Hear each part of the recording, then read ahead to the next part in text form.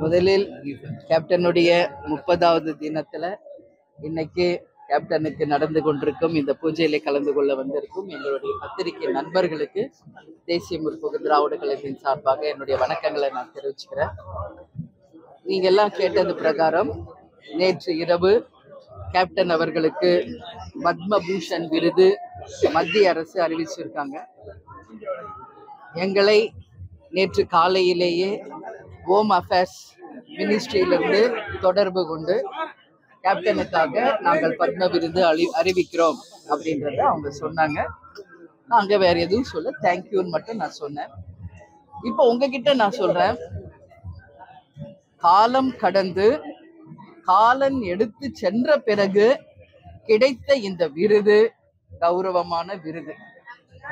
இந்த விருது கேப்டன் அவர்கள் இருந்த காலத்திலேயே கிடைத்திருந்தால் கேப்டனை நேசிக்கும் அத்தனை நல்ல உள்ளங்களும் எங்களுடைய கழக நிர்வாகிகளும் தொண்டர்களும் உலக தமிழர்களும் நமது தமிழ்நாட்டில் வாழும் அனைத்து தமிழர்களும் அதை ஒரு ரொம்ப சந்தோஷமாக அந்த விருதை நாங்கள் ஏற்றுக்கொண்டிருப்போம். மிகவும் காலம் கடந்து காலன் கேப்டனை எடுத்து சென்ற பிறகு கிடைத்த இந்த விருது கௌரவமான விருதுதான் இல்லை என்று நாங்கள் சொல்லல. அதற்காக மத்திய அரசுக்கு தேசிய முற்போக்கு திராவிட கழகத்தின் சார்பாக எங்களுடைய நன்றிகளை நாங்கள் தெரிவித்துக் கொள்கிறோம். ஆனால் எங்க கேப்டன் இருந்த போதே கொடுத்திருந்தால் அதை மிகப்பெரிய ஒரு சந்தோஷத்தோட நாங்க அந்த விருதை வாங்கியிருப்போம். பரவாயில்ல, கேப்டன் இறந்த பிறகுதான் அந்த விருது கிடைச்சிருக்கு. எனவே அந்த விருதை நான் ஒட்டுமொத்தமாக கேப்டன் மேல் அன்பு கொண்ட தமிழர்களுக்கும் உலக தமிழர்களுக்கும் எங்கள் கழக நிர்வாகிகளுக்கும் தொண்டர்களுக்கும் அந்த விருதை நாங்கள் சமர்ப்பிக்கிறோம். கேப்டன் கொடுத்த அன்பு அவருக்கு பல மடங்கு அந்த அன்பு திரும்ப கிடைச்சது.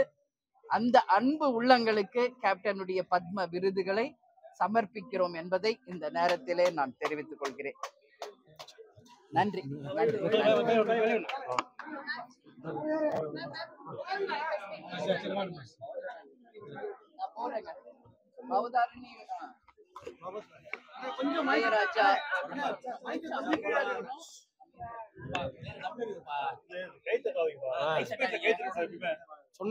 இளையராஜா அவர்களுடைய அன்பு புதல்வி பவதாரணி அவர்கள் நேற்று மறைந்தார் அப்படின்ற செய்தி கேட்டு உண்மையிலேயே நான் ரொம்ப அதிர்ச்சி அடைஞ்சேன். ஏன்னா அந்த பொண்ணுக்கு 47 வயசு தான் ஆகுது.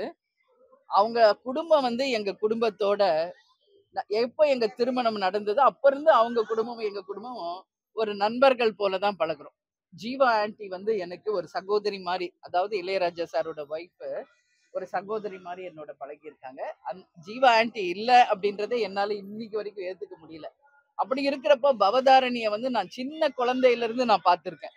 அவங்க வீட்டுக்கு போகும்போதும் சரி, அதே போல நாங்க ப்ரிவியூ ஷோஸ் போகும்போதும் சரி, அவங்க வீட்டுல அந்த பல விசேஷங்கள்ல நான் போய் கலந்து கொள்ளும் போதும் பவதாரிணி என் மடியில உட்கார்ந்து என்னோட பேசி விளையாடிய அந்த நாட்கள் என் கண் முன்னாடி வருது. கேப்டனுக்காக பல பாடல்களை அந்த பவதாரிணி அவர்கள் பாடியிருக்காங்க.